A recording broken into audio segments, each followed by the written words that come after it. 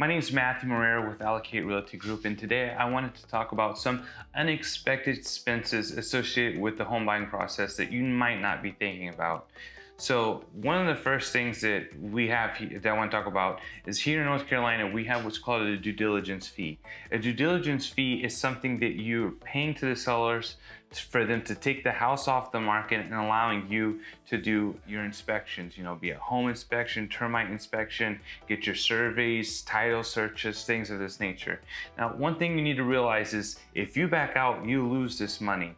In recent years, due to COVID and how everything was going crazy with the housing market, it went from being on average, $200 to $500 to people giving as much as $50,000, $100,000 was probably the highest I heard. So if you decide to back out, this money stays with the seller.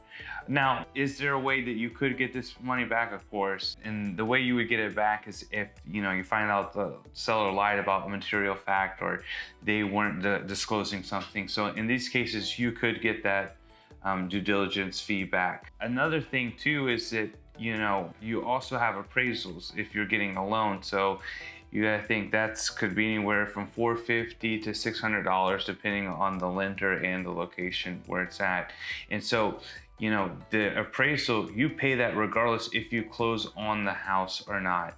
And so a lot of people might think, if I decide I don't want this anymore, I get that money refunded. No, you don't get that money refunded because it was a service that was provided in, for an appraiser. It doesn't matter if you close or don't close on the house. And ultimately, you want someone who's, gonna assign a value to the house to not have an interest in you closing on your property. Another unexpected expense is it's always recommended for people to get a home inspection.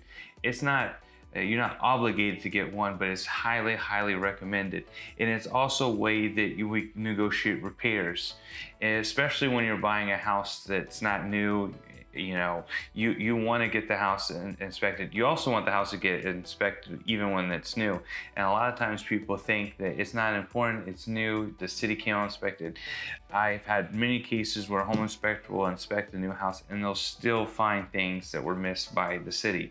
So another thing to take in consideration is that other inspections can go on. So you get a general inspection and then they point out something's wrong with the HVAC, and then you have HVAC company go there and inspect it, and so you can incur more and more costs when going under contract. So what I like to say is that when you're going under contract, there's going to be at least a couple $1,000s in expenses that you're going to have to come out of pocket before the closing on the house.